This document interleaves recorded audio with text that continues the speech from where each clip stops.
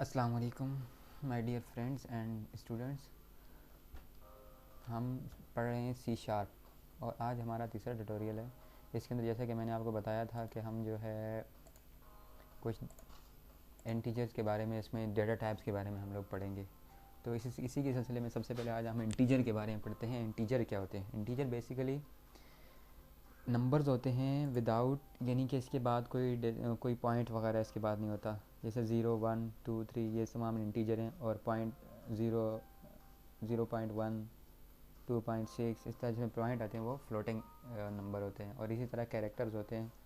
Character का मतलब है A B C D इस तरह से, और ठीक है।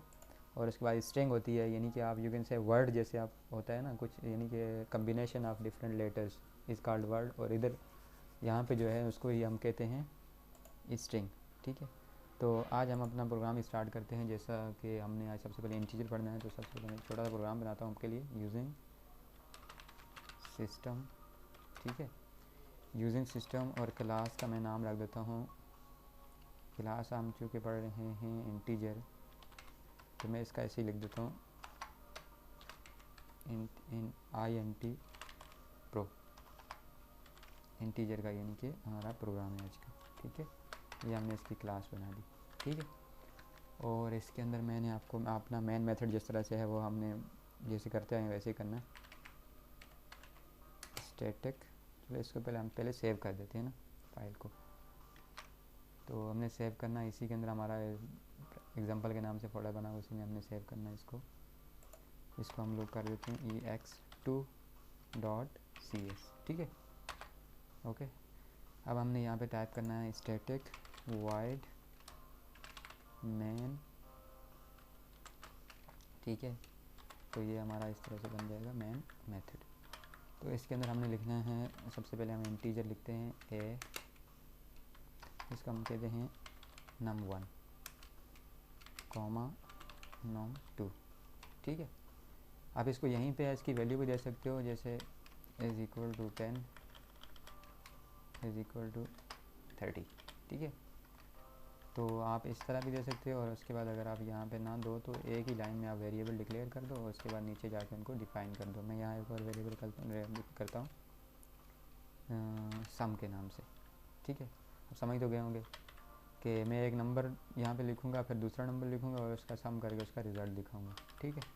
तो यहाँ पे हमने इंटीजर आ गए, तो यहाँ पे हमने लिख दिया अब हमने इसको वैल्यू देनी है। num1 इज़ इक्वल टू 20,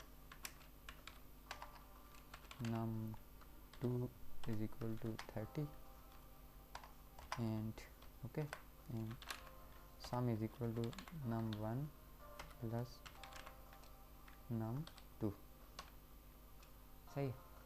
तो यहाँ पे अब इसको हम लोग प्रिंट करवाना चाह रहे हैं।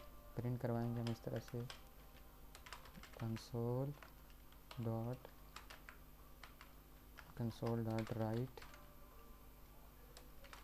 राइट लाइन, इसमें हम लिखेंगे, हमने लिख दिया इसका, नहीं इसको हम इसके अंदर इन्वर्टेड कॉमास में लिखेंगे डायरेक्टली, हम वेरिएबल है तो स्ट्रिंग नहीं, तो इसलिए से हम इसको यहाँ पे हमने दे दिया, ठीक है। अब हम इसको सेव करते हैं और जाके अपने तरीके के मुताबिक इसको पहले कंपाइल करते हैं। कमांड में जाएं आप, ठीक है। तो यहाँ पे आपने सबसे पहले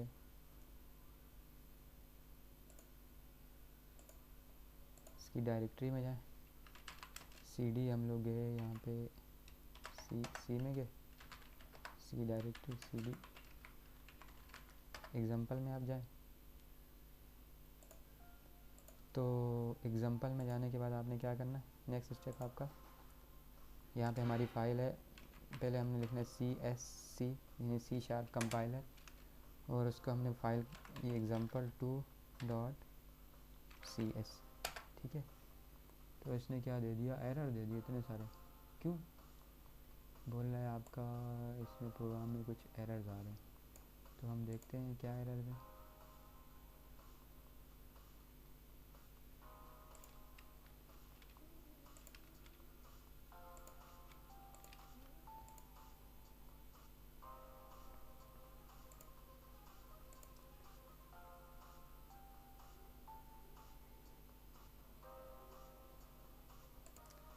तो हमने यहाँ पे क्या करना है कि इसको हमने नीचे ले आया इसको, ठीक है। सबसे पहले हमने इसको वैल्यू असाइन की, फिर इसको असाइन की, और उसके बाद सम को हमने दोनों को। तो हम अब ये चाह रहे हैं कि हमारे पास कितना आना चाहिए, 30 और 20 50 आना चाहिए, ठीक है। तो अब हम इसमें आ जाए। तो यहाँ पे हमने आने के बाद क्या किया, कंपाइल किया। ओके, कंपाइल हो गया। हमने x2 प्लस लिखना है, यहाँ पे 50 हमारा एक्सपेक्टेड जो है ना आउटपुट है वो 50 है, ठीक है। तो ये इस तरह से हमारे सामने 50 आउटपुट आ जाएगी। अब हम चाह रहे हैं कि साथ में वो भी आने चाहिए, नंबर भी, यानी num1 प्लस num2 50 है। तो हम यहाँ पे लिखेंगे उसके लिए पहले num1, ठीक है। तो यहाँ पे हम इसके साथ लिखेंगे प्लस, ठीक है। तो प्लस जो है यहाँ पे जो वर्ड है ये वो वाला वर्ड नहीं है जो दो चीज़ों को ऐड करनी, यहाँ कंकैटिनेशन के लिए इस्तेमाल होता है, यानी कि मल्टीपल आप जो है ना स्ट्रिंग को एक साथ प्रिंट करवाना चाह रहे हो, मल्टीपल इंटीजर के साथ प्रिंट। तो यहाँ हम प्लस लिखेंगे, प्लस num2, यानी कि पहले num1 को यहाँ प्रिंट करो, फिर num2 को, और इन दोनों का जो सम आ रहा है फिर उसको प्रिंट करो। तो अब हम देखते हैं यहाँ पे क्या रिज़ल्ट आता है इसका। हम दोबारा इसको कंपाइल किया तो ये कुछ इस तरह से बना, खाली 50 आ रहा है फिर भी। अच्छा, तो इनको प्रिंट फिर दोबारा यहाँ पे यहीं पे आके इसको सम अप कर रहा है।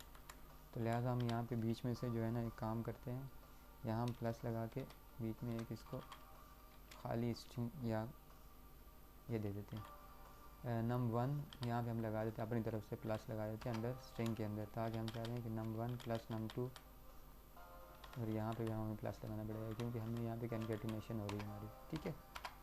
तो यहाँ पे हम मज़ीद num1 प्लस उसके बाद जो है ना यहाँ पे भी हम इज़ इक्वल टू लगाते हैं, और यहाँ पे, ठीक है। समझ में आ रहा है यहाँ तक, उम्मीद है समझ में आ रहा होगा।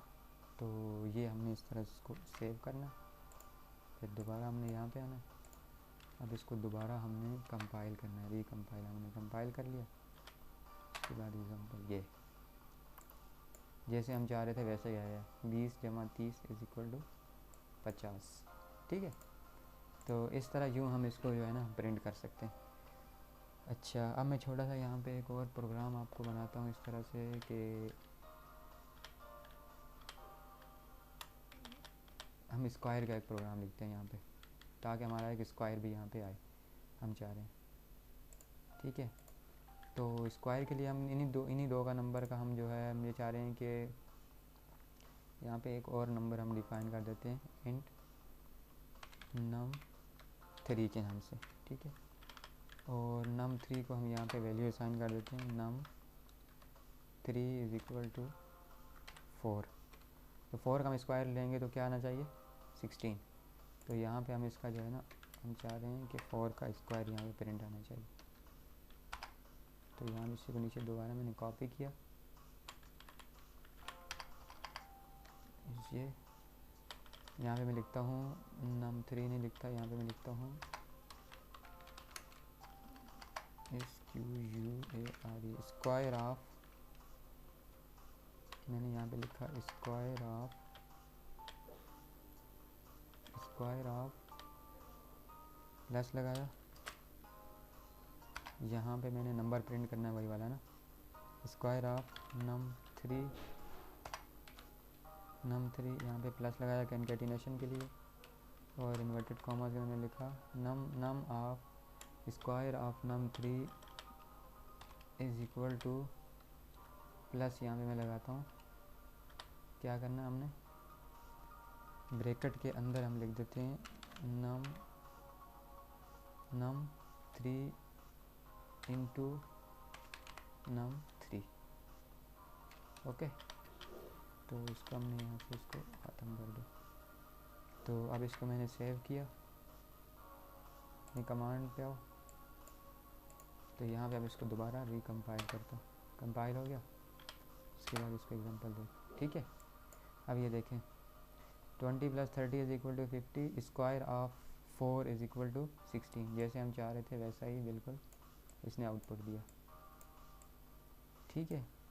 तो कुछ और मज़ेदार ट्यूटोरियल हम आने वाले लेक्चर में इससे रिलेटेड करते करेंगे। डेटा टाइप से रिलेटेड आपको मैं सिखाऊंगा इंशाल्लाह, मेथड वगैरह, अरेज, आगे भी तो बहुत सारा काम इसमें बाकी है इंशाल्लाह, बस अब मैं आपको सिखाता रहूँगा। अगर यहाँ तक कोई डिफ़िकल्टी है तो आप मुझसे पूछ सकते हैं, वरना आप इसको लेक्चर को दोबारा देखेंगे तो मुझे उम्मीद है कि आप इसको आराम से हर चीज़ इसकी गेट कर लेंगे।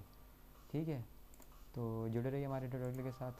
अपने फ़ीडबैक हमें ज़रूर देते रहें। अगर आपको ट्यूटोरियल पसंद आ रहे हैं तो दोस्तों को भी रेफ़र करें और हमारे चैनल को भी सब्सक्राइब करें।